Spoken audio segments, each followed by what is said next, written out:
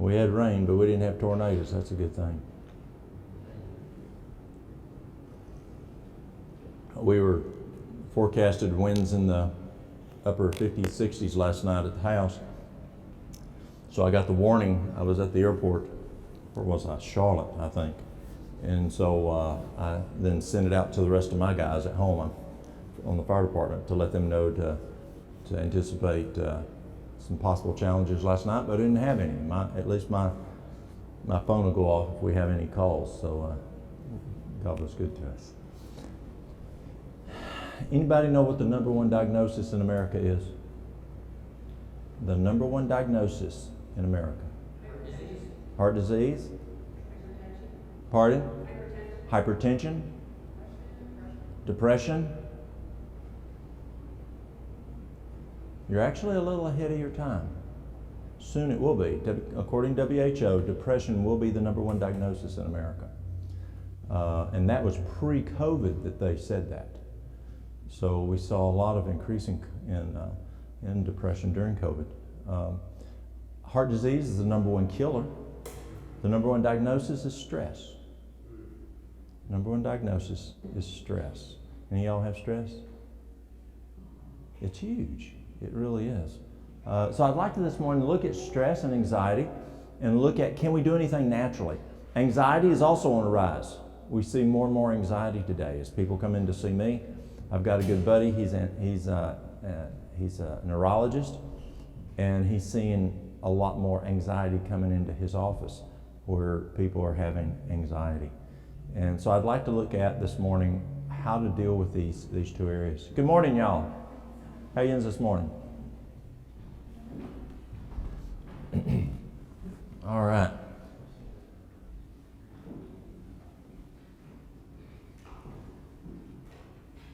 Okay, so I'm going to do two parts. Part one is the effects of stress and anxiety on the body.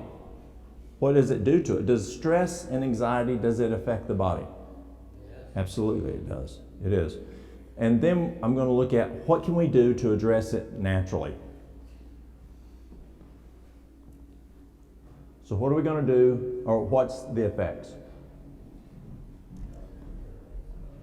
The relationship which exists between the mind and the body is very intimate. When one is affected, the other sympathizes. Have you ever seen the mind in the body? You know, as we look at what goes on up here can affect the rest of us. Years ago,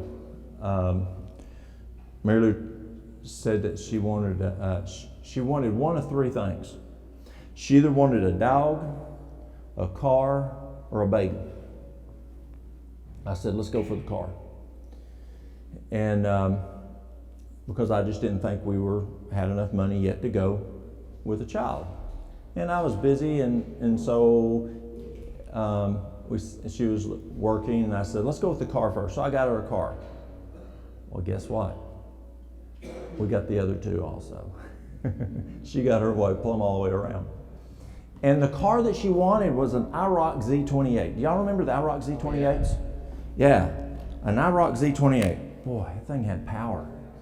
Well, I'd gone down the Ocoee, and so she was pregnant, and so she didn't go down the Ocoee with us. And a bunch of us administrators got together, and we went down the Ocoee. Went over to my aunt's house to pick up something afterwards down in Fort Oglethorpe, and I left the house, and it started raining cats and dogs. And I got just 2 blocks away, went to put on the brakes, and I went right through the intersection. And I tried, just kept on going, right in front of the Baptist preacher who was coming to preach at the church on that corner. And he T-boned me on my left side in the driver's door. Fortunately, it was wet, that, it slid, and I didn't get hurt, and they weren't hurt, except the car got tore up really bad.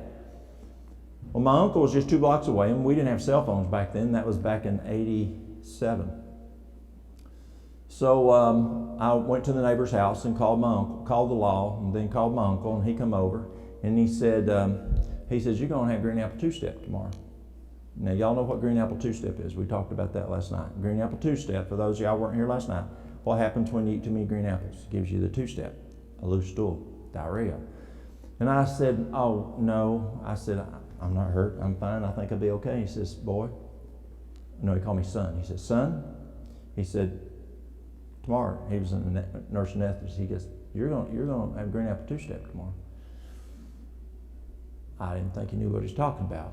Guess what happened the next day? Why? I was upset, tore up the car. Does this affect digestion? It does in many parts of the body. The relationship which exists between the mind and the body is very intimate. When one is affected, the other sympathizes. The condition of the mind affects the health of the physical system. If the mind is free and happy from a consciousness of right doing and a sense of satisfaction in causing happiness to others, it creates a cheerfulness that will react upon the whole system, causing a freer circulation of the blood and a toning up of the entire body. So this morning I'm going to give you all some prescriptions. And the first prescription is, if the mind is free and happy, is your mind free and happy? It's a good question we need to ask ourselves. Is our mind free? Now, I don't mean just out there in la-la land. But is it free? Is it overtaken by something else? Is it happy? Are you unhappy? Are you happy with are you unhappy with your car? Are you unhappy with your job? Are you unhappy with your house? Are you unhappy with your spouse? Are you unhappy with whatever? If a mind is unhappy, it affects the whole system. And a sense of satisfaction. Are you satisfied? Now, I have to tell you, satisfaction is a tough thing for me. Mary Lou's, when I go and do things, she'll ask me, well, how do you think you did? Whatever it is. And I'm just never happy with what I do. I always think I can do it better. You know what I'm talking about? Continuous quality improvement. Y'all ever do TQM, continuous quality improvement? Came out in the 90s. They just drilled it into our heads that you always have to do better. I remember in academy, I had a choir teacher in our touring choir. We would come back and we thought, well, we did good. And he'd go, okay, y'all did good, but here's where we got to improve here and here and here and here and here. But you know what happened? We had the best. We had him for 2 years, and we had another guy for 2 years. The first 2 years were the best because he was constantly improving. And so there's something to improving. I have no problem with that. But are we satisfied? We have to be careful that we don't let it torment us. And sometimes we allow it to torment us.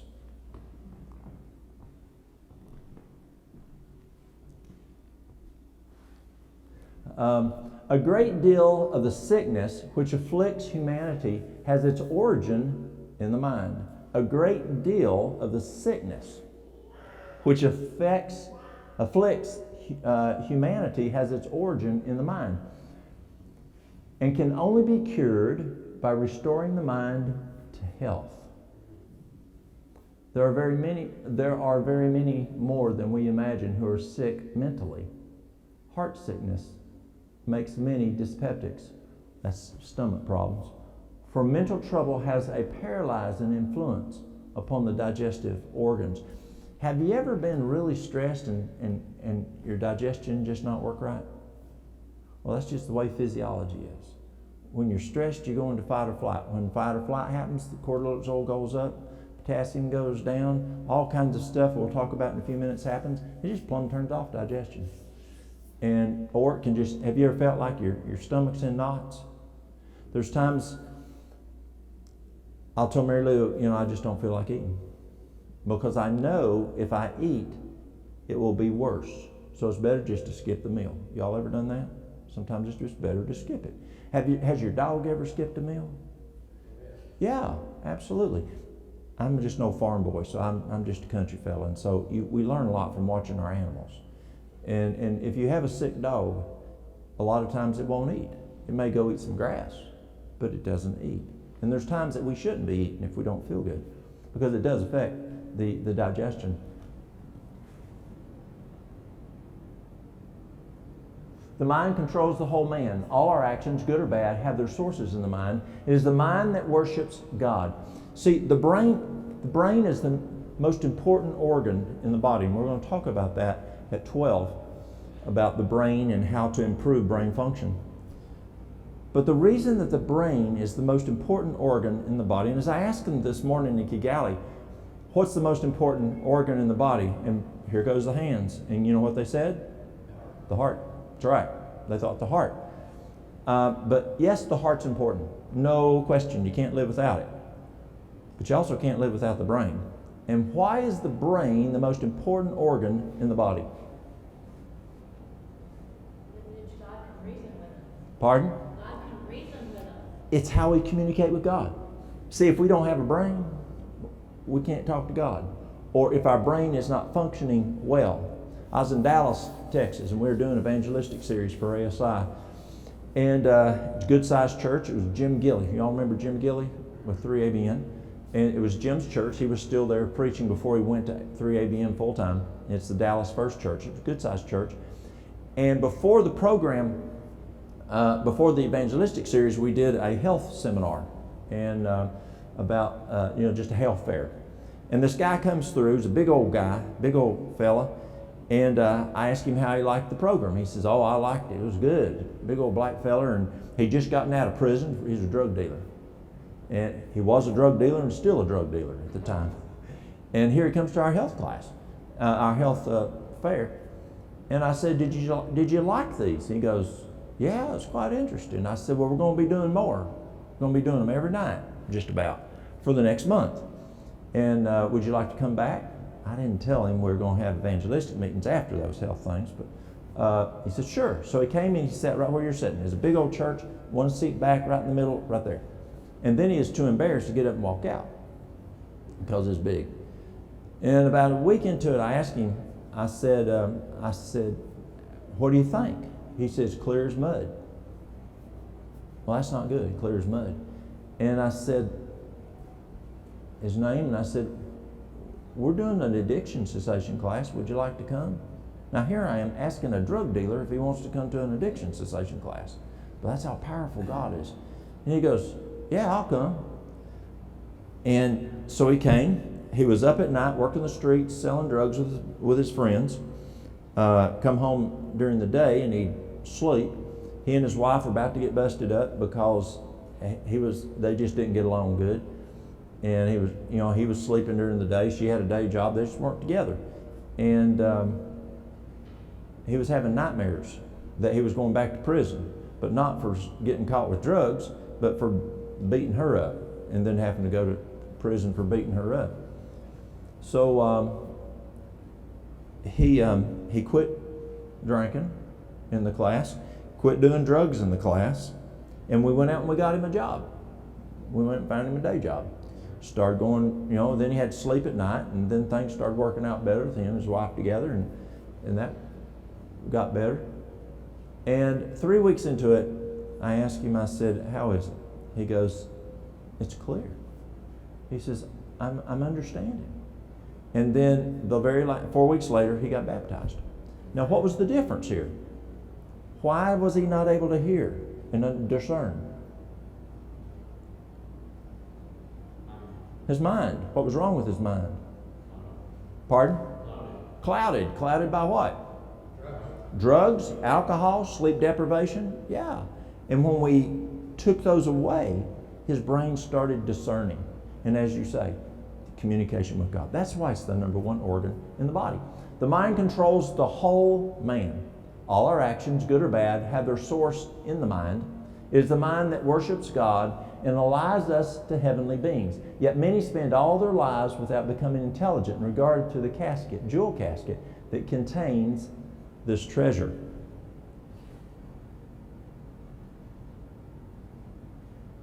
Nine-tenths of the diseases from which men suffer have their foundation in the mind. Now, I'm not saying you're crazy. Stress. Does stress cause disease?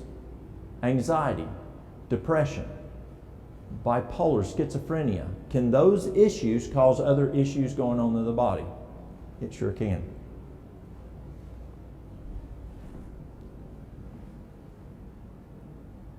What is stress? Stress is the body's response to a real or perceived threat or stressor.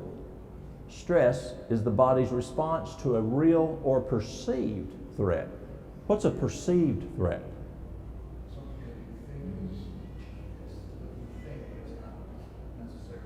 Real. Yeah, you're doing 80 miles an hour down the road and this car pulls out behind you and turns red lights on. Or is New York still red lights? Or are they blue now? Red and blue now. My wife is from the Adirondacks. Back then, when I go, they were all red back then. So red and blue lights come on. Are you stressed? Reason to be stressed? Yeah? But you're following somebody. And those lights go past you and they pull the car over in front of you. There wasn't a reason for you to be upset now, but it was perceived. Yeah. Stress is our body's internal alarm system. Stress prepares the body to take action. Where I live, we have bears. And bears are usually pretty good. We have bears on our property routinely. We've got hogs on the property. Now I'm trying to get rid of the hogs. They'll tear their stuff up. I mean, these hogs are huge. They killed one over in Cosby not long ago. They strung it up from the basement. And y'all know how tall a basement is. They had the feet tied up and they were plumb up against the ceiling in the basement, and the head of the hog was down, almost touching the ground. Its tusk on that hog was about this long. I mean, the head was much larger than our heads. Some big old hogs. I'm more worried about the hogs than I am the bears. Because unless she's with a cub and you're messing with her, she'll give you some problems then. But those hogs are terrible. You better find you a tree. That stress kicks on the body's ability for adrenaline, and you're able to take action.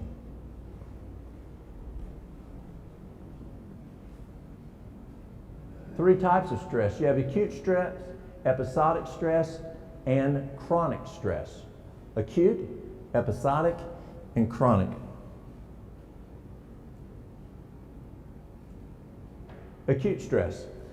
Immediate onset, which forces the body into an immediate reaction. Minor traffic accident, an argument, impending deadline. That's an acute stress. Episodic, acute stress which occurs frequently. Escalating demands for personal time and attention, careless worry and anxiety, type A behavior characterized by a competitive drive. Do any of y'all have a type A personality? Or would your spouse say that you had a type A personality? Okay. Type A personalities can drive people crazy because it just drives them to go, go, go, go, go. Drive themselves crazy and their spouse crazy. And their employees crazy or anybody around them. I mean, they get a lot done, but it just wears you out. Aggressiveness, impatient, urgency. Do you know people that are aggressive? Do you know people that have issues of impatience? People that have urgency, they're worried about themselves, so everything's about themselves. Urgent, wanting you to move so they can do what they want to do. And then there's chronic stress, long-term stress, unrelenting job, family pressures, sleep deprivation, strained roles and responsibilities at work and at home. That's chronic stress, long-term stress. It has been estimated that 75 to 90% of all visits to primary care physicians are stress-related problems. That's quite a bit. That's pretty strong. Job stress is far and away the leading source of stress for adults, but stress levels have also escalated in children, teenagers, college students, and the elderly for other reasons. Do you what right now is stressful to the young kids or young folks or even adults? Social media? Is social media. Do we see bullying? Do we see Susie gets this? Look at her Facebook. Susie's mommy lets her do this. Why won't you let me do that? Or look at the vacation they went on. Look at how happy they are.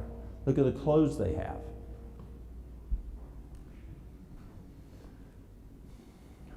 Including increased crime, violence, and other threats to personal safety, pernicious peer pressures that lead to substance abuse and other unhealthy lifestyle habits, social isolation and loneliness, the erosion of family and religious values and ties,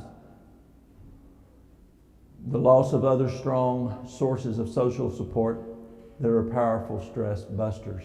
Are y'all seeing issues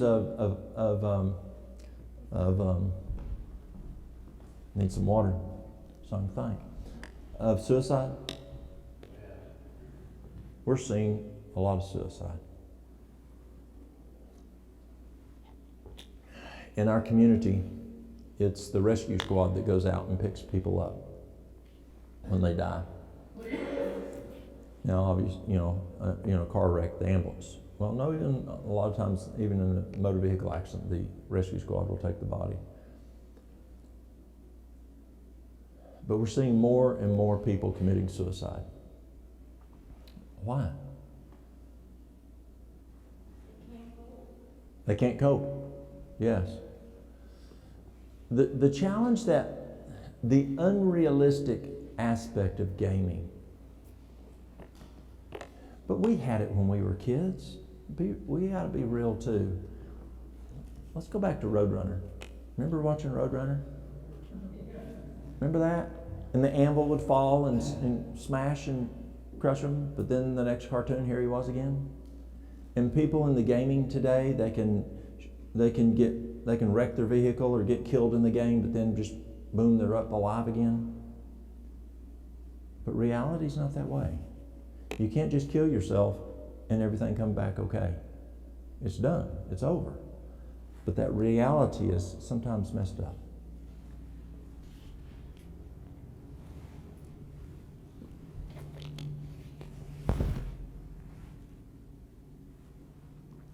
We are all subject to stressors.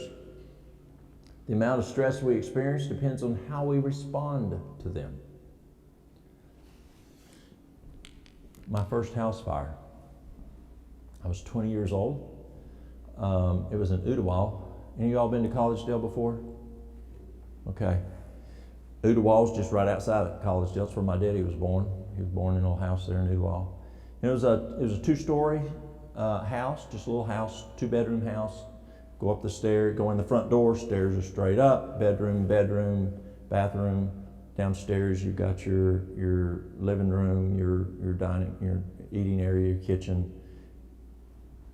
Pretty basic little house. And fire was in both bedrooms upstairs, and so back then you didn't have to go through fire school to go into a house fire. Today you have to go through fire school to be able to go inside, and that's a good thing. So I packed up. I'm going in, third guy on the line. We go up the stairs. They attacked the right side first, and I don't know what happened. The guys it flashed over. I was at the stairwell, and so it flashed from about here to the ceiling. Fire. Fire. I'd never seen that before. Scared me to death. I left them guys. I went down the stairs as fast as I could, and got outside. I was hyperventilating, trying to get my mask off, and I'd never seen anything like that. Today,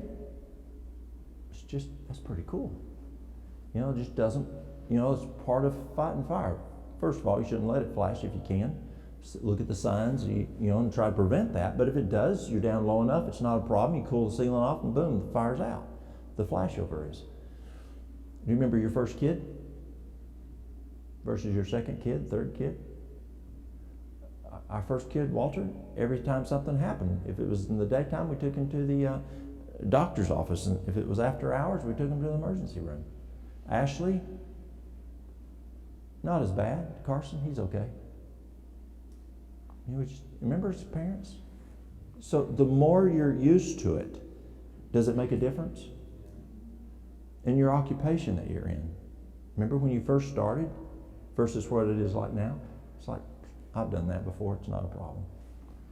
We are all subject to stressors. The amount of stress we experience depends on how we respond to them. What's a huge thing that can help us respond to stressors? What did you just do when this wasn't working? You prayed. Yeah, this wasn't working.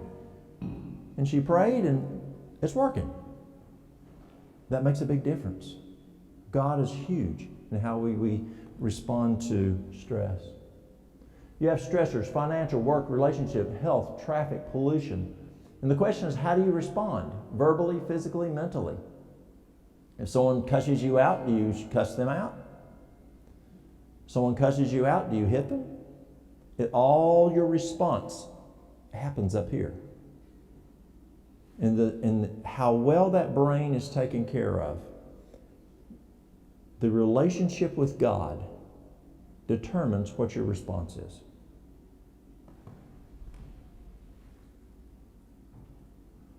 Dr. Walter Cannon's classic research, cat confronted by a dog.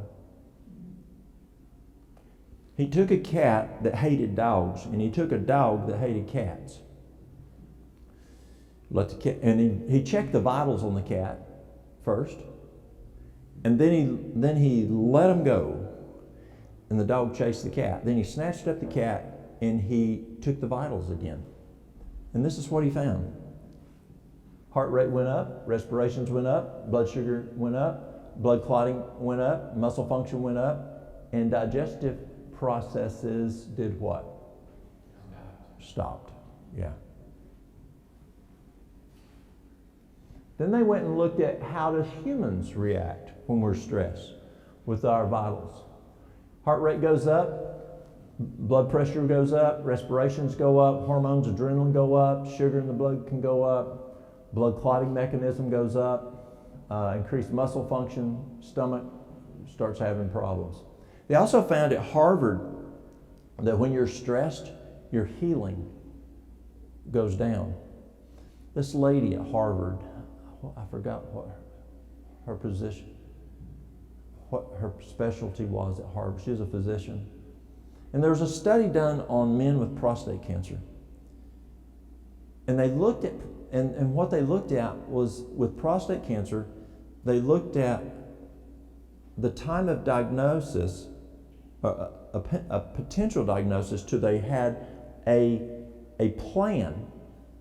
They found that the healing process in the body shut way down. So she wanted to see, was the same thing did the same thing happen with females in breast cancer? So whether it was by palpation, whether it was a mammo, whatever it was, mammography or whatever, and the doctor says, Susie, I think we're dealing with breast cancer. We need to have a biopsy. From that point, they stuck cotton balls in their mouth 4 times a day to measure the cortisol until the results came back from pathology. And they found the adrenaline went way up, but they found also that her healing significantly diminished in the body. The body's ability to heal went down, bottomed out, basement.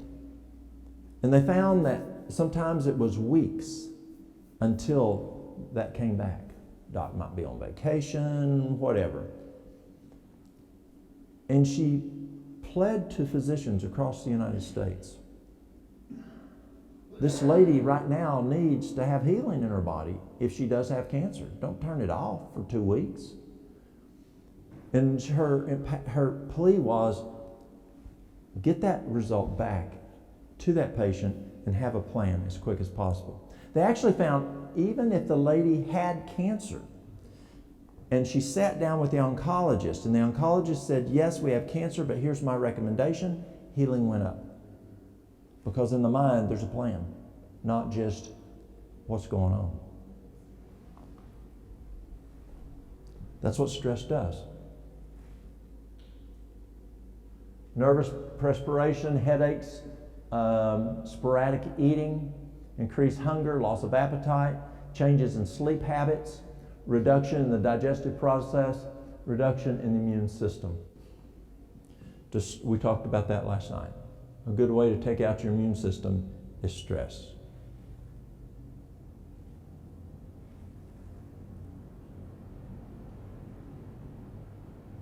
Under stress, the body releases cortisol and adrenaline, which raises the blood pressure and prepares the body for doing battle. When physical action is taken, the body uses up the stress hormones in the blood, reducing stress and relaxing the body. So if you want to lower the cortisol, lower the adrenaline, what do you want to do? Get up and exercise. Have you ever been stressed and go take a walk and you do better afterwards? I can remember when I worked in healthcare, there's oftentimes, that someone would make somebody mad. A doctor, a nurse, whatever, make a family member mad. And as administrator, the buck stopped there. And so someone would come and just angry because something happened to their family member. And sometimes they were so angry, out of control, it kind of got me going. And I'd say, I tell you what, you go take a walk, I'll take a walk, 2 different directions, we'll come back in 20 minutes. It calmed us down. Exercise is one of the best things you can do when you're stressed. When physical action is not taken, such as when we're sitting at our desk, stuck in traffic, hurrying to finish our taxes before midnight, the stress hormones and the chemicals in our blood remain for long periods of time. So when we're stressed all day long at work, when we're stressed all night long because of worrying about the kids or worrying about whatever, then what's happening? Can you see why stress is the number one cause of hypertension? Stress, the number one diagnosis, is the number one cause of hypertension. Because stress raises cortisol, lowers potassium. When that happens, you then have elevation in blood pressure. I have a good friend, he called me one time, and we used to work together, and he said, Walt, I got a buddy who has some major hypertension, meds aren't working, his other buddy's a physician also, and he says, we can't get his blood pressure down with pharmaceuticals.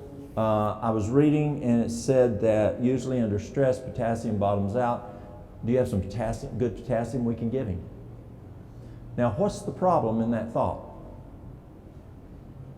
Reducing the stress and just taking a pill. He was still looking at treating signs and symptoms instead of getting to root cause.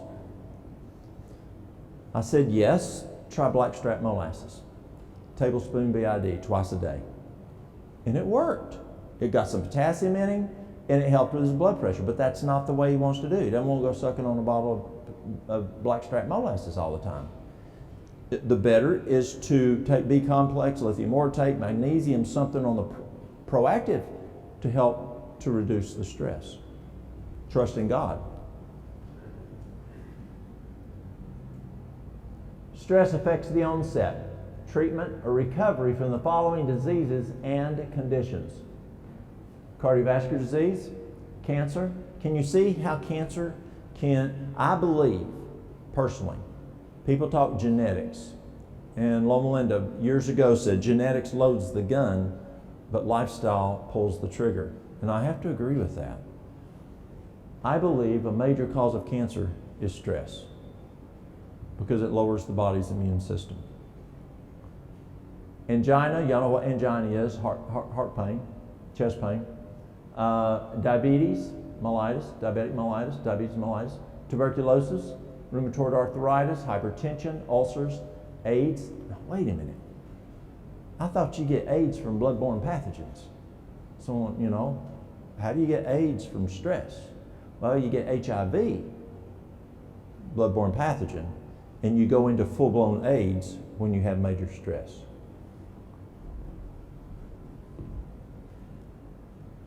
Muscle-related conditions, allergies, the common cold, warts, stress, skin rashes, loss of hair, graying of hair. So where's the real danger? Acute stress or chronic stress? Pardon? It's chronic. Yeah, it's where you're just stressed all the time. Do you know anybody that's just plumb stressed? Do y'all know what plumb means up here? Okay, good. I go some places and they have no idea what plum is. I was in Venezuela speaking, and the interpreter stopped, looked at me, and says, "What does plums have to do with this sentence?" You know, totally. Chronic stress is definitely, that's the big danger. It really is. Chronic, unrelieved stress causes the danger. Mental effects of an ongoing stressor: mental fatigue, loss of spontaneity, creativity, confusion, forgetfulness, difficulty in making decisions, anxiety, depression, lower self-worth, lower intellectual functioning, boredom, emotional hypersensitivity. Do you know people like that? You look at them and they're talking about me. You ever know people like that? Are they saying something bad about me? Or what do you mean by that? Were you talking about me? You know people like that? They're just super, I mean, you look at them and you might as well hit them with a 4x4. You know, they're just so sensitive. Stress can cause people to be that way. Feeling of isolation and alienation, tendency towards suppressing feelings, withdrawal, aggression, quick temper, loss of control, increased risk takers, increased drug use and abuse. I was listening to someone just recently, and they and their spouse were not getting along well, and they said that's why people drink. Meaning that, you know what they're saying? You know, just try to, the pain going on between the two, might as well just drink. They take care of that pain. No, it's not a thing to do. You know, work on the relationship. Don't go to drinking. That's not going to resolve it.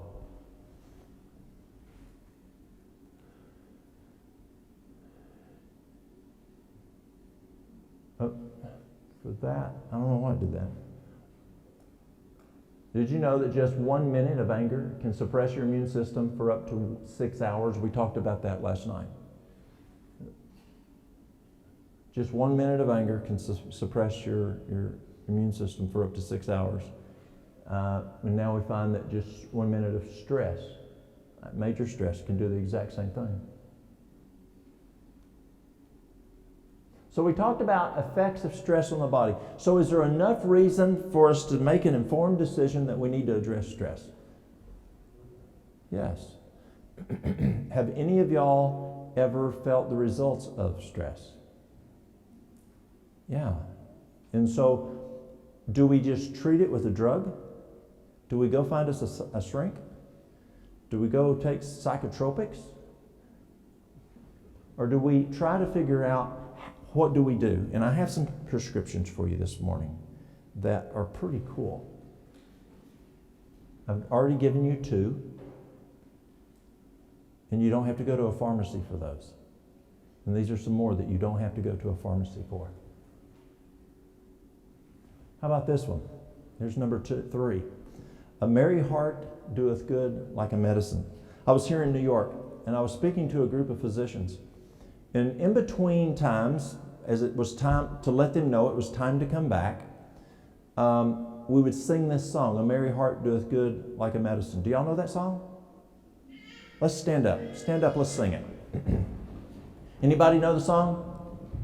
Okay, I'll sing it first, and then y'all can sing it with me. Okay. A merry heart doeth good like a medicine, like a medicine is a merry heart, but a broken spirit dry up the bones. A merry heart doeth good like a medicine. Okay, y'all's turn. Help me out. A merry heart doeth good like a medicine, like a medicine is a merry heart, but a broken spirit dry up the bones. A merry heart doeth good like a medicine. Okay, you can sit down. So, if it wasn't in church, I'd have you jog along, but we're at church. Gets the circulation going. So we were singing this song, and we finished it, and this physician, a female physician out of New York City, stands up and raises her hand. She says, "Can I say something?" She said, "My specialty is bone marrow. My specialty is bone marrow. And she says when people are happy, the bone marrow produces a chemical that helps the immune system. But if you're not happy, the bone marrow does not produce that chemical that helps the immune system. A merry heart, drying up the bones. Isn't it amazing? Yeah. That's Proverbs 17:22. Disease is sometimes produced and is often greatly aggravated by the imagination. And many are lifelong invalids who might be well if they only thought so. Let me share a story.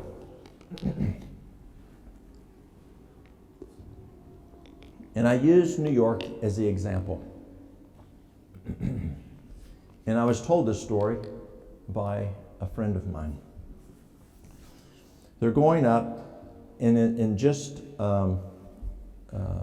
heading up towards the Adirondacks. And there's snow. And this guy leaves New York City. And he's going up to the Adirondacks. And there's a little road that, as you know, up through that way, who's been up through the Adirondacks? You know those little roads. That's where Mary Lou's from. And they plowed one side, and he's driving along, and all of a sudden he gets a flat. It's February. It's cold. And he gets out, and he goes around to the back, and he gets his tire out, and he reaches for the jack, and the jack's not there. It's almost 11 o'clock. What does he do? It's cold. Y'all know what it's like up in the Adirondacks that time of year. He's looking. The coldest I've ever been was at Gore Mountain at 40 below. That was cold. 40 below zero. I can remember being out with my father-in-law and it'd be almost 20 degrees below zero. And he's looking around, and he's up the road. He sees a faint light, a house, and he starts walking because he can't stay in the car. He's going to run out of gas, and it's going to freeze. It's already freezing. And so he starts walking. And he's from New York City. And folks, who's ever lived in New York City? Is it a little different in New York City? I mean, my wife's family only locked the house, and maybe locked the house when they would go to Florida on vacation every once in a while. Never was it locked. Never. But that's not the way it is in New York City. And he's going along, it's almost 11 o'clock, and there's no way they're going to come to the door. No way are they going to come to the door. And he's walking, but I got to do something. He's walking, and all of a sudden, boom, the light goes out. No way now. No way are they going to open that door for me. They've turned the light out. They're going to bed. But what do? I'm going to freeze to death. What do I do? He keeps walking and walking. I'm going to go up there, and I'm wasting my time. I'm going to be even colder walking all this way, and I'm going to have to just turn around and go back to the car, and I'm going to freeze to death. That's what's going to happen. I'm going to freeze to death tonight. And he finally gets up to the house. What do? I mean, they might shoot me, we're out in the woods. They might shoot me when I come to the door. He knocks on the door. Takes a while. Light comes on. Finally, this guy comes to the door. Can I help you? Fine, I didn't want to use your jack anyway. Do we ever do that? Do we ever do that? In our own minds, we think this is what's going to happen. That guy would have been glad for him to use his jack. But in our own minds, we say, this is what they're going to say. Do we ever do that to our spouse? Do we ever do that to our kids? Do we ever do that to anybody? We do, yeah. Do we ever have an imagination and we think of something worse than what it really is? We do, yeah. I'm very fortunate. I did not get shot night before last. Actually, it was in the morning. It was yesterday. Was it yesterday morning? Morning before last. I don't remember. Yes, yesterday morning was the bad car wreck. It flew somebody out. Morning before last, AT&T building sent off a fire alarm. And so it's 4 o'clock in the morning, and I go and I get on the scene, and there's no smoke showing. I do a 360. The gate's open. I don't know, it's locked. So I go and I shake on the door, but they didn't hear me. But all of a sudden, boom, the door opens up, and here's a guy walks out, and he didn't know I was there. And you should have seen the look on his face. If he had a gun, he would have shot me. I know he would have, wondering who this guy is, at 4 o'clock in the morning. But in our minds, we imagine things. Disease is sometimes produced and is often greatly aggravated by the imagination. Do people ever play with stuff in their mind?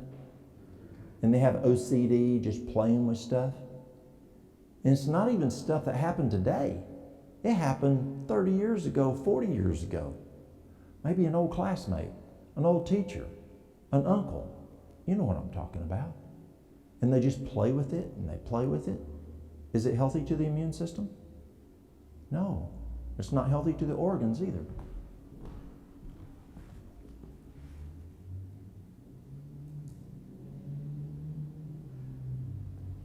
Here's some more prescriptions. Courage, hope, faith, sympathy, love, promote health, and prolong life. Courage, hope, faith, sympathy, love, promote health, and prolong life. A contented mind, a cheerful spirit is health to the body and strength to the soul. Do you have sympathy? When someone's having a tough time, do you have sympathy for them?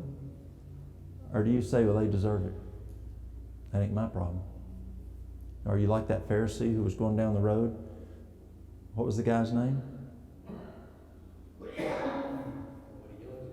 What was the situation? There was Pharisees were going through the mountains and they found this fella. Where was he from? Samaria. The Good Samaritan situation. Yeah. Are we going to be like those Pharisees that just walk by them? Or are we going to be like the Good Samaritan that stopped? Well, he wasn't the guy. He helped the guy that was robbed. The Samaritan was the good guy. Are we going to be like the Samaritan and help the person? And do we have a contented mind? Are you happy with what God has given you? Are you always wanting more? Or are you that person that says, I should have had more. I wasn't treated right. And you're never contented because you're always upset because you should have had a better whatever in life.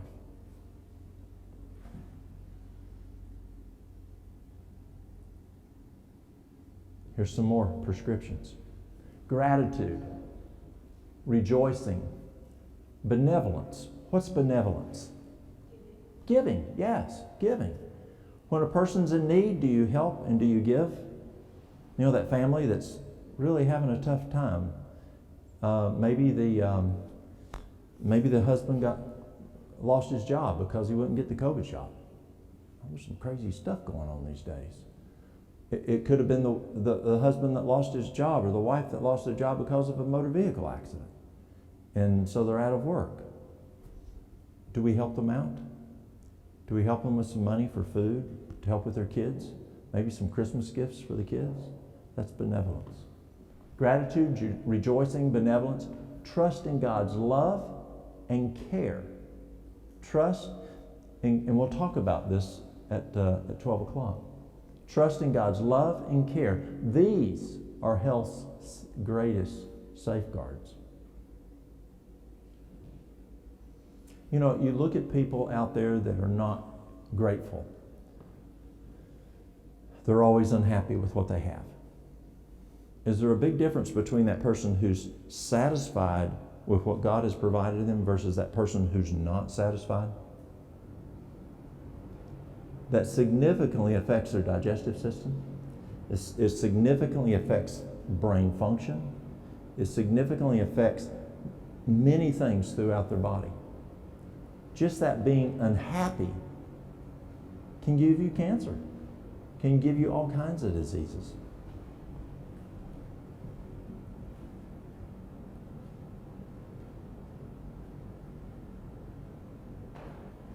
The relationship that exists between the mind and body is very intimate. When one is affected, the upper sympathizes. The condition of the mind affects the health to far greater degree than many realize. Many of these diseases from which men suffer are the result of mental depression, grief, anxiety, discontent, remorse, guilt, distrust. All tend to break down the life's forces and to invite decay and death. So let me give you a different prescription. How would you like a prescription on how to be sick? Here's a prescription on how to be sick. Mental depression, grief, anxiety, discontent, remorse, guilt. My father-in-law, he was raised up in the Adirondack. Anybody know where Gore Mountain is? That's where he was from, raised up in that area, above Lake George area, up in the Adirondacks. And he always told me, he was a wise man. He really was. He was a farmer, and then he went into, he was also excavation. And he, in order to get parts, I'm sure y'all have hard time sometimes getting parts for different things. And so he became a machinist. And he would take he could take a piece of steel and just write stuff down and put it on the machine and on the lathe or the milling machine or whatever, and just make amazing things that they'd use computers on. And he just was good in math. And boom, it was there. And he would tell me, he says, be careful of a person who does not trust you, because they probably themselves can't be trusted. Distrust. Are you a person who just doesn't trust people? That can be an issue that causes the breaking down of life's forces and invite decay and death. No, we don't want to be Pollyannas. Y'all know what Pollyanna means. We've got to be smart. God put a brain in our head. And so we have to be wise. The Bible says, be wise as serpents and harmless as doves. And so we have to be cautious and not be irresponsible. But trusting is important.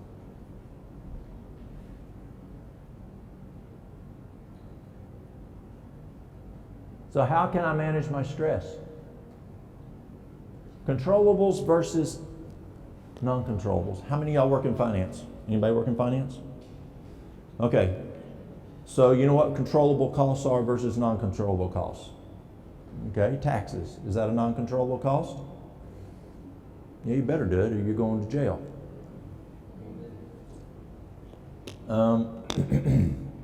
You can decide whether or not you have the light bulbs on right now. You can determine what the thermostat is set on how much electricity you're paying for the heater. Those are controllable things. There's an exercise I do for a lot of people who come in to see me, and their brains are just totally stressed out. And I have them take a piece of paper and write down all of their stressors that they can think of. Then I get another piece of paper.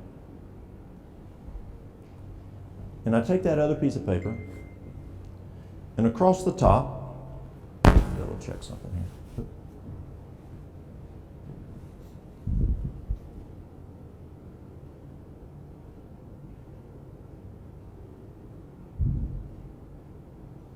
I'm sorry. That beep was a fire call. There's another fire in Gatlinburg right now. Not the time to have it's wildland fire. And y'all remember the Gatlinburg fires a couple years ago? And remember what happened? Well, that time it was really hot, but we had a lot of wind. Right today, they're calling for winds up to 60 miles an hour. And it just said we have wildland fires in Gatlinburg and Pittman Center. So that's not a good thing. So you draw a line and you make a T. Draw a line and T. On one side you put controllables. On the other side you put non-controllables. Things you cannot control. And of that list that you wrote down, all your stressors, things that you can't control, put it on here. And things you can control, put it over here. I've got a lady who comes in and sees me. Her son, for whatever reason, shot a state trooper. And he's in prison the rest of his life. She was told she'll never see him again. She'll never hug him again. She can talk to him on the phone. She can send him letters, but she'll never see him. Is that stressful to her? I mean, she'll never hug him again. She'll never, I can't imagine that. Can y'all imagine that as a parent? And so I had her do that. And I said, I want you then to take that piece of paper. And I want you to tear it in half.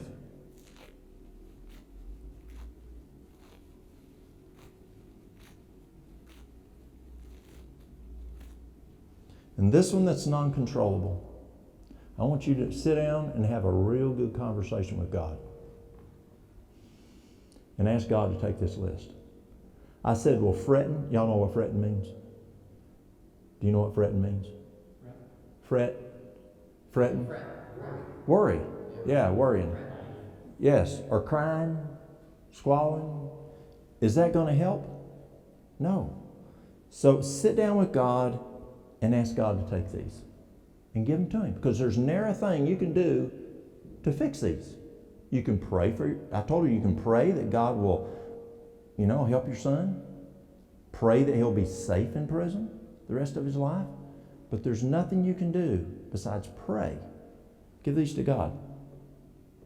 Now don't go back and pick them up. Because what's going to happen is Satan's going to come back and say, this is your list. This is your list. And here's what you do. You say, in Jesus' name, Satan, get thee behind me. That's God's. Now go on, get out of here. Go talk to him about it. It's not mine anymore. That's God's. Now set them aside. There's nothing you can do about that. But these here that you can do something about, work with God and get those done. Is it hard as a mother to just plumb give that up? Yes. Or as a father, or there's some stressors that we have that are really issues, but how do we do that? It's building that muscle in the brain. Trust in God. And so as you have those stressors, and you say, there's nothing I can do about that. That's God's now, and you have to trust God that He will take care of that. Because ne'er a thing you can do will fix it. And it's building that trust muscle. And the more you trust God, the stronger that muscle is. You know what I'm talking about? It's important. And so that's what I'm talking about, the controllables versus the non-controllables. Do something about those controllables. Take care of those stressors. And try to get in, and try as you, there's some things it may not be our kid does. It might be something we do that's terrible, awful. And we can't undo what we did. And then ask God to help us not to get in those problems again. And be a little wiser next time that we don't have those non-controllables happen to us again.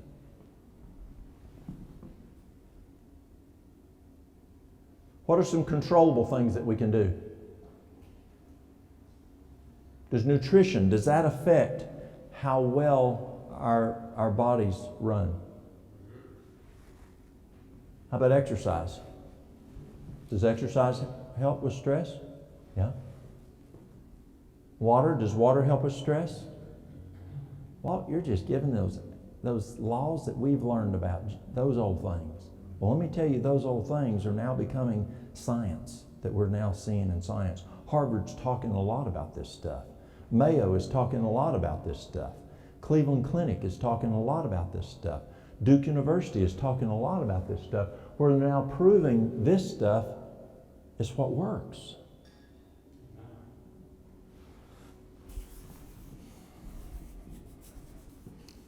It was Friday morning. General Robert E. Lee. General Lee was leaving Fredericksburg, Virginia, and he was going to Culpeper, Virginia. Now, have y'all seen those flags, those yellow flags that have a snake and it says, "Don't tread on me"? Well, that was during the Revolutionary War in Culpeper.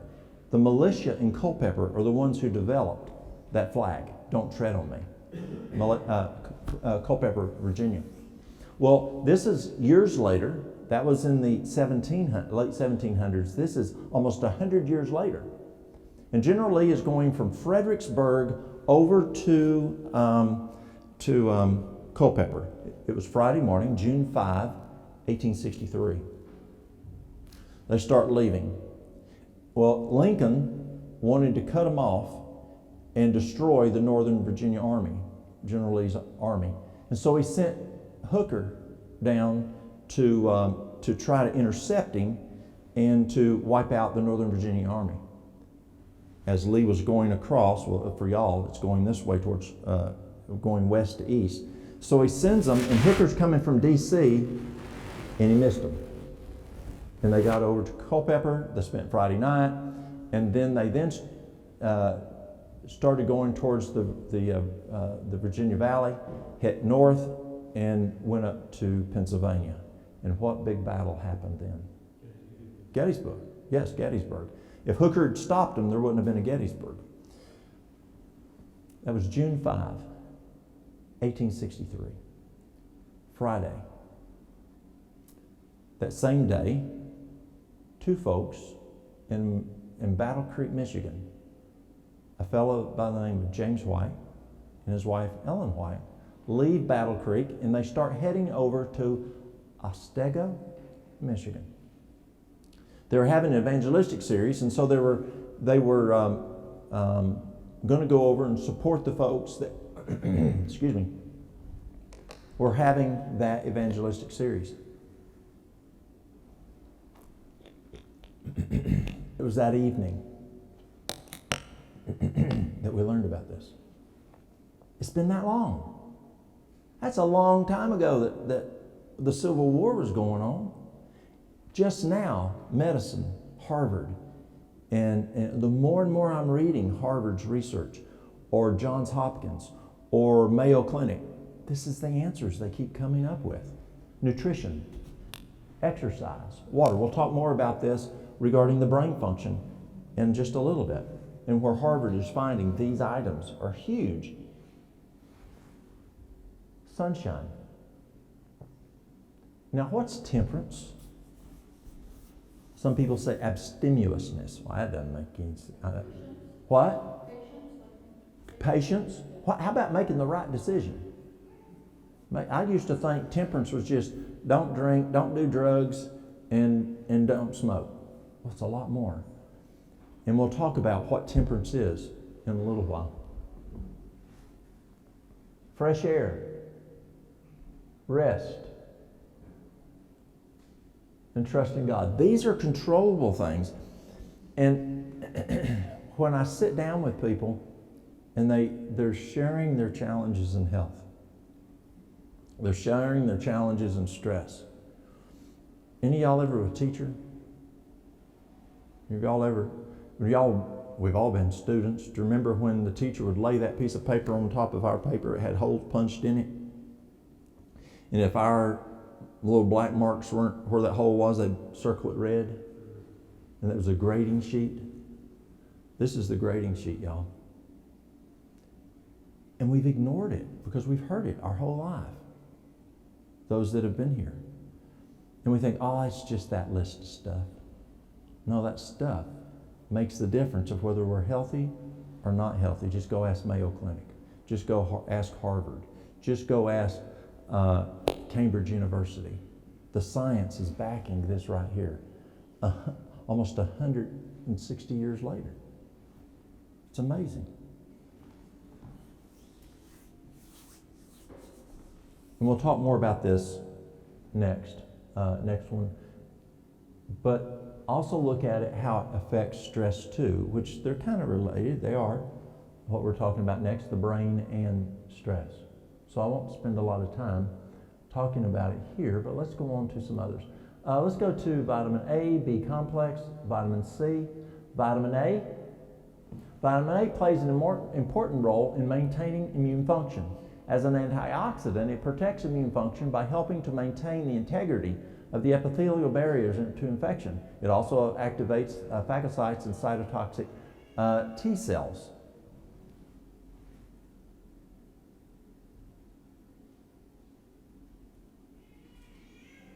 Studies also show that vitamin A confers a protective effect against Preoxidation in the heart and the brain. Preoxidation is believed to be a risk factor for the heart attack and stroke. There must have been, I think I missed something here. No, I don't see it. Okay. Foods high in vitamin A, sweet taters, carrots, squash, but look at the ones that are cooked. Now you don't cook cantaloupe. Dark leafy greens, tropical fruit, sweet red peppers, dried apricots, romaine lettuce. Mary Lou took nutrition before I did, just the way we took classes in school. And so she happened to hit nutrition before I did. And I remember I was helping her study one time, and it was really interesting looking at the different foods, like carrots, tomatoes. Different foods have different, you get more out of like the beta carotene. You'll get more beta carotene if the carrot is cooked. On the tomato, I think it's lycopene. You get more lycopene if the tomato is cooked. But you get more other stuff when you eat it raw. So you need to have a combination of cooked and raw to get the maximum out of your different nutrients.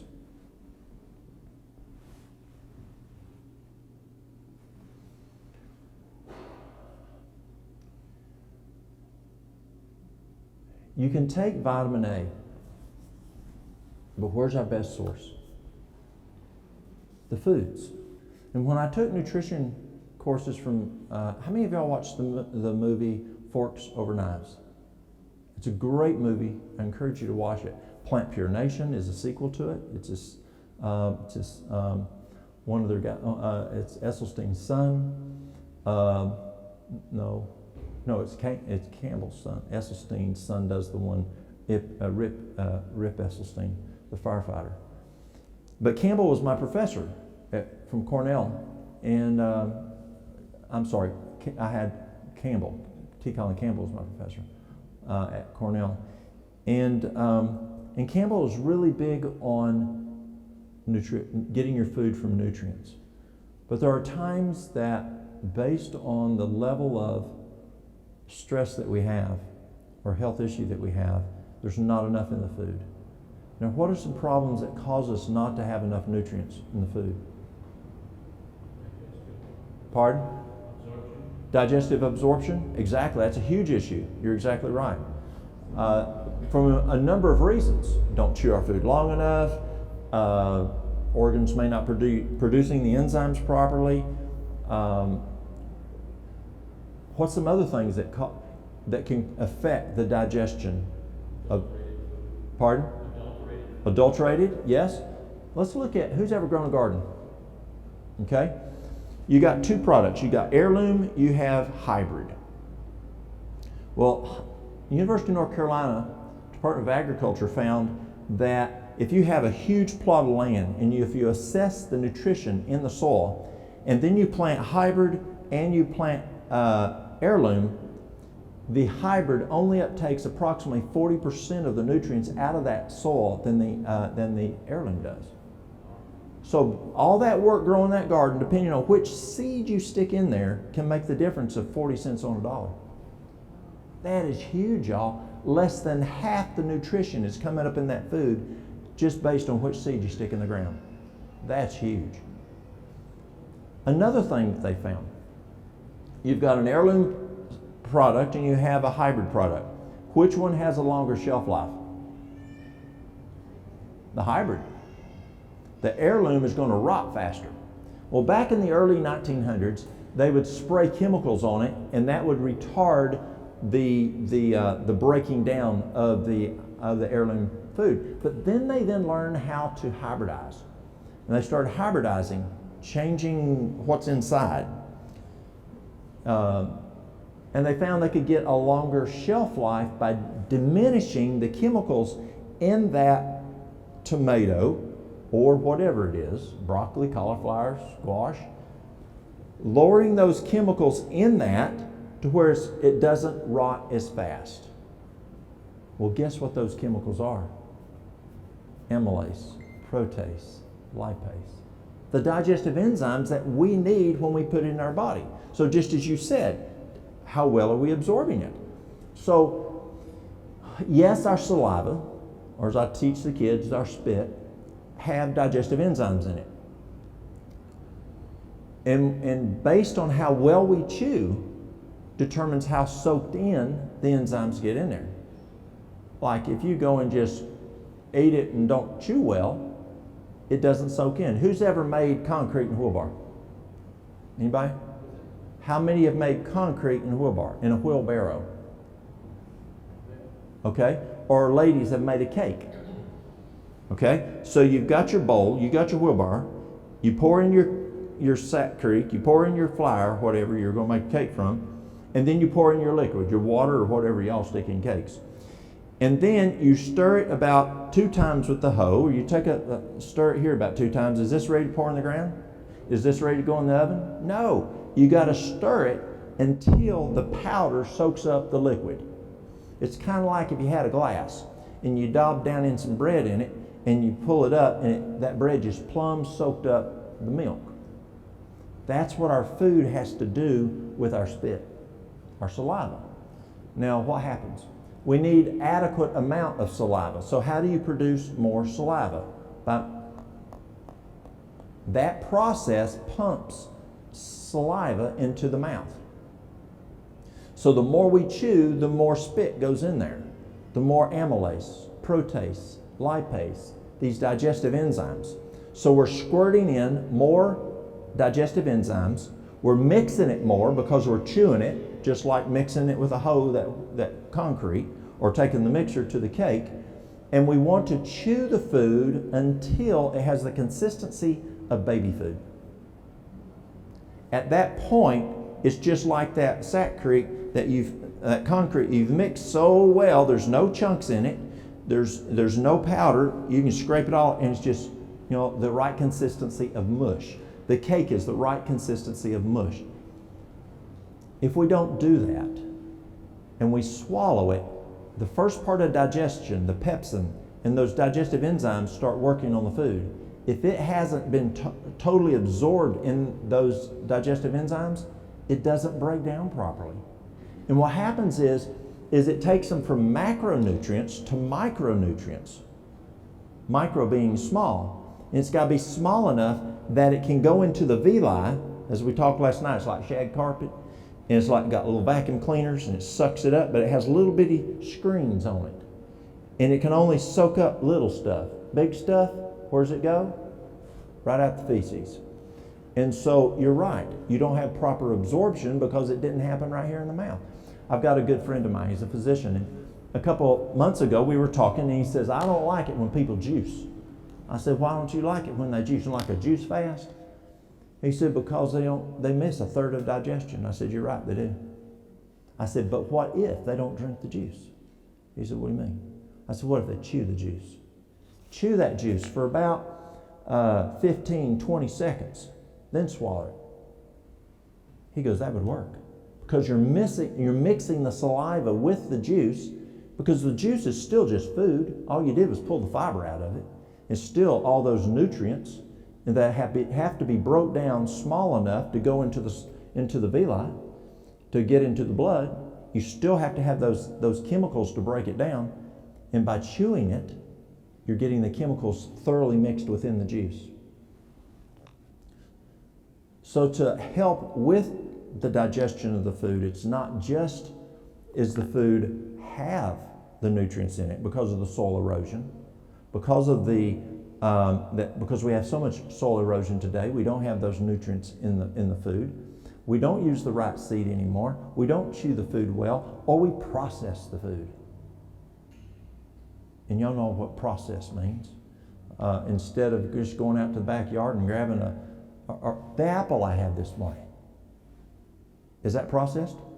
No. All those nutrients are right there for me to get them. And one of the classes at Cornell, we looked at a Kellogg's strawberry Pop-Tart. A Kellogg's Strawberry Pop-Tart. Now, would that not be good for a mom to buy for her kids? Strawberries. Well, guess what we found? Number one, there was no strawberries in it. Number two, we found there was over 100 chemicals, that made that Pop-Tart taste like those little red things that had dye in it. Red dye. Is red dye good? No. But there was over 100 chemicals that made it taste like a strawberry. So one, the nutrients weren't there. Two, they added a bunch of garbage that is not healthy for our body. So as we look at getting these vitamins, the best way to get them, yes, is in our foods, whole foods, but sometimes if there's major issues, such as in the B vitamins, I asked Dr. Campbell, I said, Dr. Campbell, when people are really stressed, I don't know how to get enough B vitamins in them just with the food. He says, how much B vitamins do you find that works? I find 100 milligrams each meal. He said, well, you aren't going to find that in food. You're going to have to supplement. So we try to get the food that has it, and then if we're dealing with major issues, then we have to supplement. An example. Would y'all believe that I have Tourette's? Y'all know what Tourette's is. I had a motorcycle accident when I was 16. Someone ran a stop sign and hit me, gave me a concussion. Out of the concussion, I got Tourette's. If I do not use B-complex, lithium orotate, magnesium, I start having problems. And there's times that I babble. Literally, I'm just babbling. It just don't make a lick of sense. There's times that all I can do is walk like this. I'm going like this. I mean, it's terrible. I'm going like this because I don't have those nutrients up here in my brain to help me deal with the problem that I got from a concussion that I got from it was a motorcycle wreck. So the food I have doesn't give it to me. So I have to supplement to be able to get those nutrients, to be able to give my brain what I need to deal with it. B-complex, B vitamins are necessary for numerous body processes, including but not limited to energy production and metabolism. Studies show a positive association with intake of certain B vitamins and health.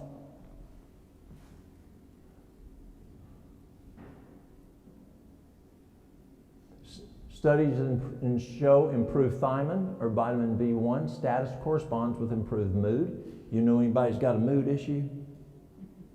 They just might need some B1 or some foods that have B1.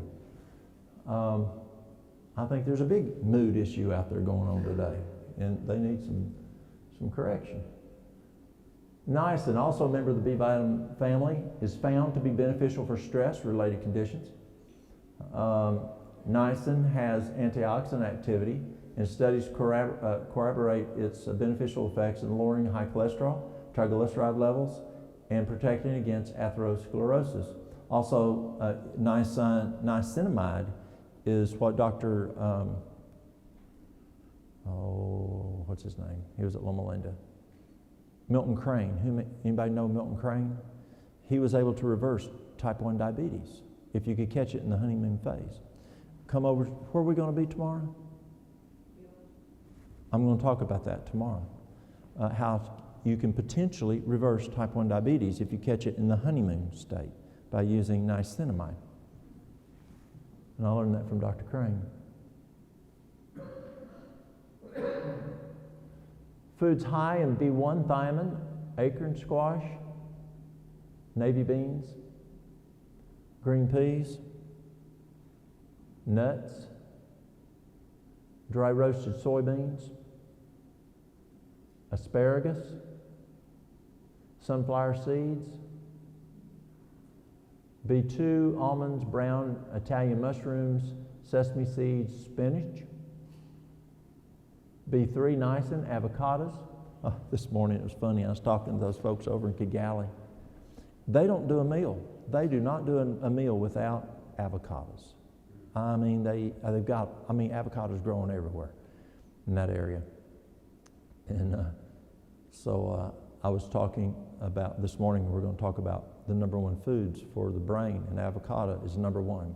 And boy, they were glad. I said, I know y'all in Kigali are going to like to hear this because they just love avocados. And so I said, you know, avocados is the best brain food. And boy, they just smiled. They thought that was so cool. Yes. There? There? One more. Oops, oh, sorry. There? Okay, go forward. Okay.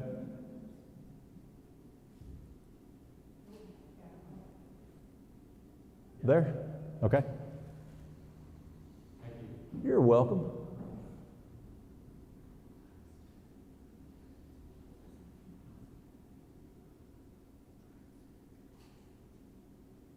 Vitamin C. Vitamin C is another powerful antioxidant that scavenges free radicals and protects against some of the harmful effects of stress. But remember, vitamin C only has a 30-minute half-life. Vitamin C has a 30-minute half-life. So what does that tell you regarding supplementation if you want to be aggressive? Use it a lot. You're going to be taking it a lot throughout the day. Yeah, I encourage people, if they're really needing to hit vitamin C hard, to take it every hour, every waking hour, to bowel tolerance.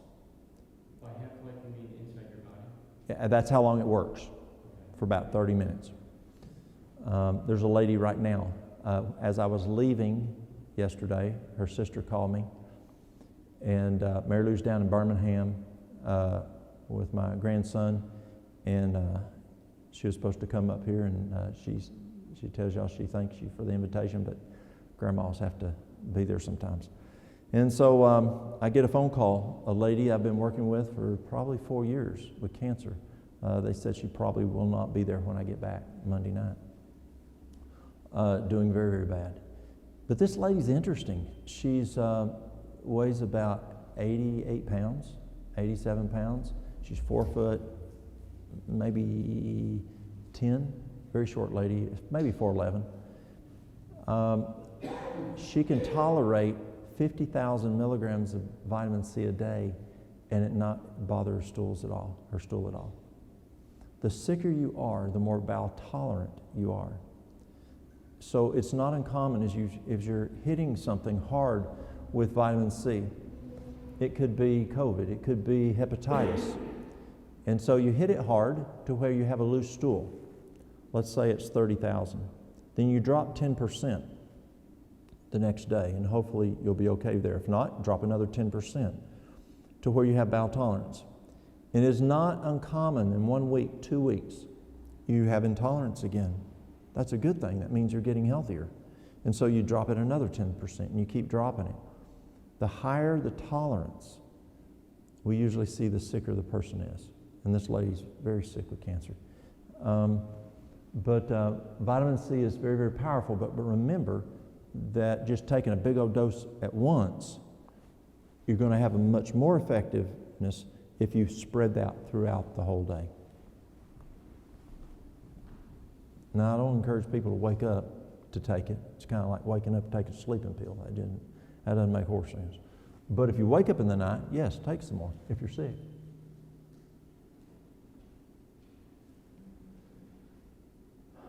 Studies indicate that cellular levels of vitamin C drop when subjected to stress. So when you have stress, you dump vitamin C. When you're stressed, you dump the B vitamins. When you're stressed, you dump lithium. When you're stressed, you dump magnesium. Supplementation of vitamin C was found to be beneficial in these cases. This is a study here.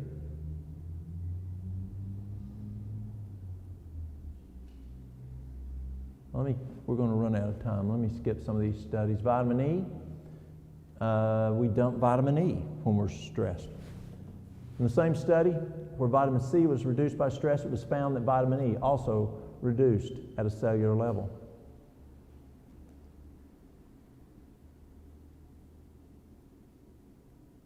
Minerals, magnesium, calcium, zinc, potassium, lithium. Actually, lithium is an element. But magnesium.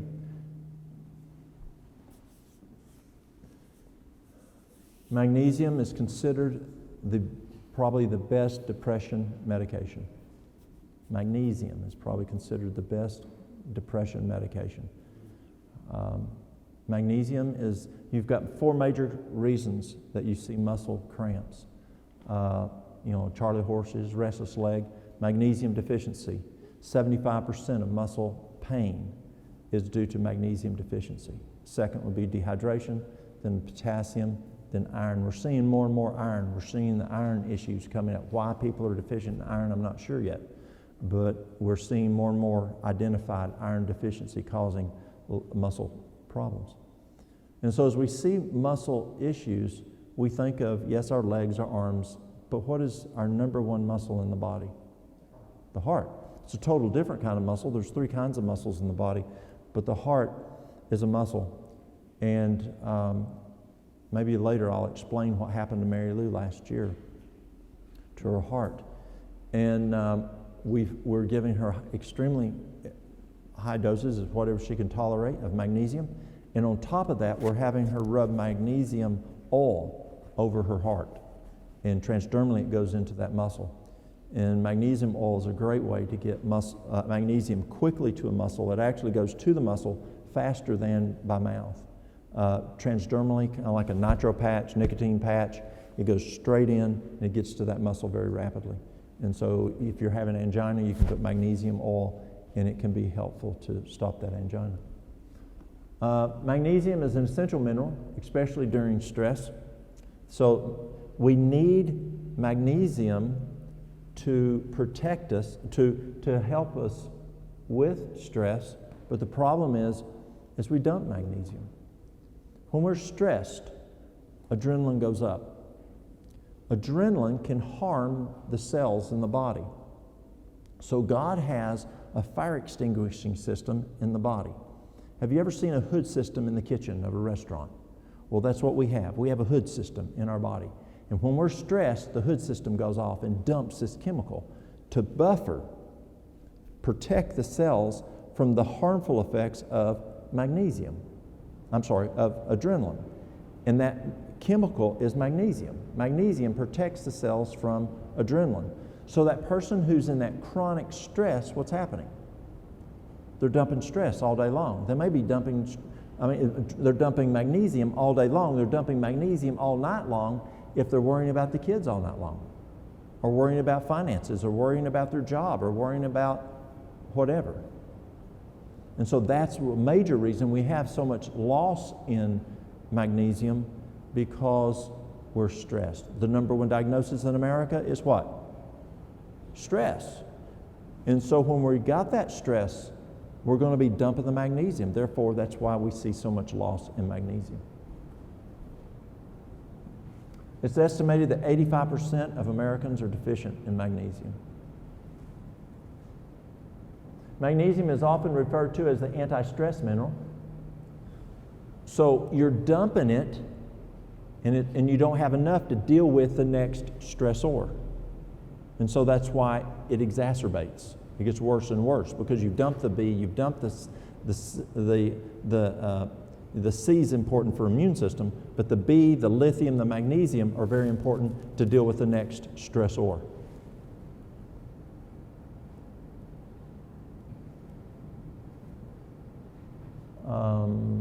There we go.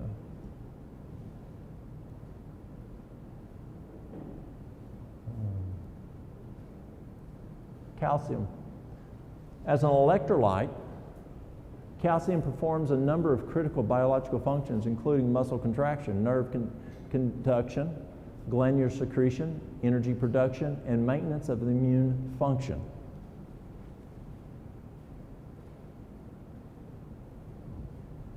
Calcium has been shown to have an effect on the reduction of systolic blood pressure with persons diagnosed with hypertension. In addition, supplementary intakes of calcium have been associated with significantly reducing the patient's risk of a stroke. So where's a good source of calcium?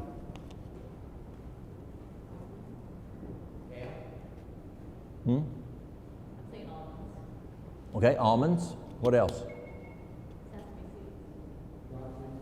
broccoli. Okay, so good sources of calcium. I apologize. I've got to keep the community safe, though. I apologize. Okay, what's a good source of calcium? What do we think of has a lot of calcium? Usually you think of milk. Pardon? Usually the world tells you milk. Milk, yes. Milk does have calcium. A glass of milk has about 800 milligrams of calcium, but what do they not tell you? It takes about 500 milligrams of calcium to break down the protein in that milk. So a first grader will tell you you just lost 200 milligrams of milk, of calcium by eating the milk, drinking the milk, by eating the cheese, by consuming that dairy. Yes, dairy has calcium, but you actually have calcium loss. And so now we're seeing orthopedists telling their patients, do not drink milk, do not eat dairy, because that's going to lower your calcium even more. So, yeah. Your best source of calcium, yes, almonds. Your best source of calcium is your green leafy vegetables. That's your best source of calcium. Yeah, green leafy vegetables. That's a good source. Okay. What are you doing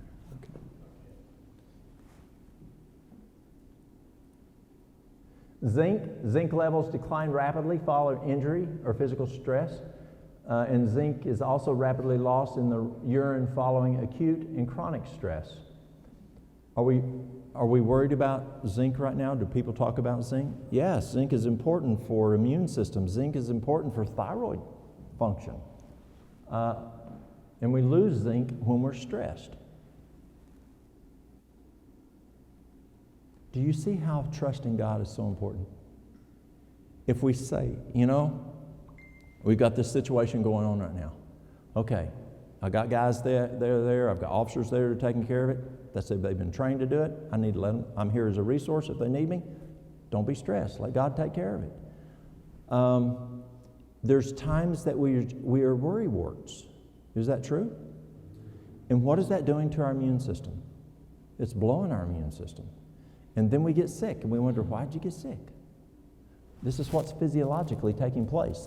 Those chemicals that God gave us in our food that we need to increase our immune system, we're just dumping it and wiping it out when we don't trust in God. And we know that stress is there. Stress is going to be there. But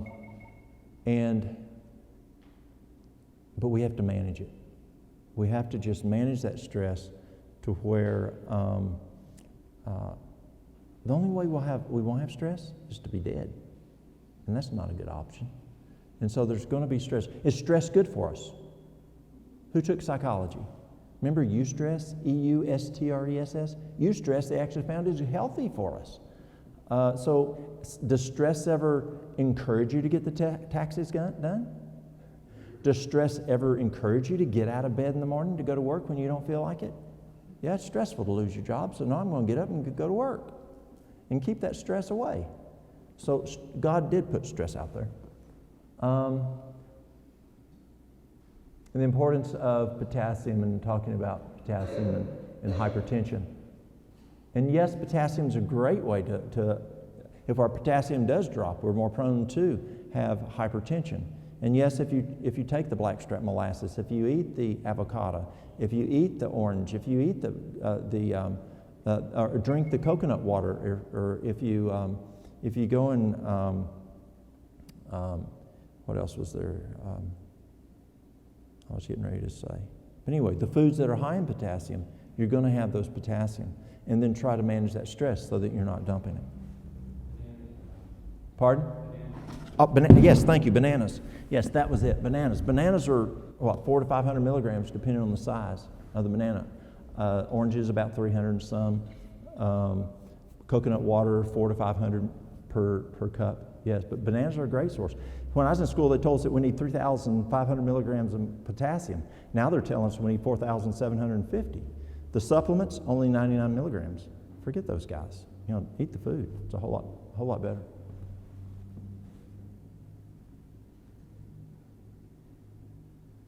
Okay, lithium. Anybody ever taken lithium?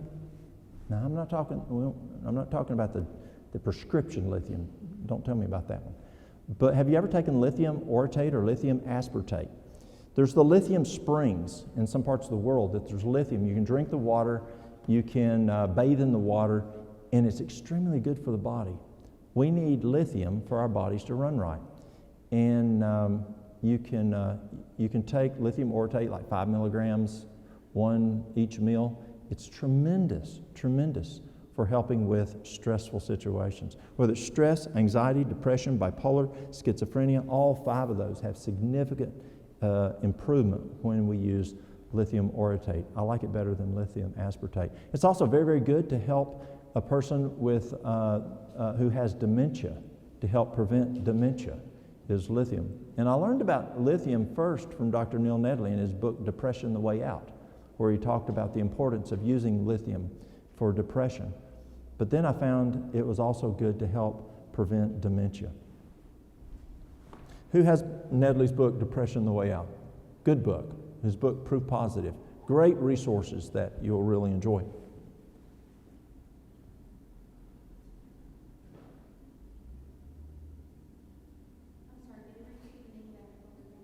Depression, The Way Out by Neil Nedley. Also the book Proof Positive.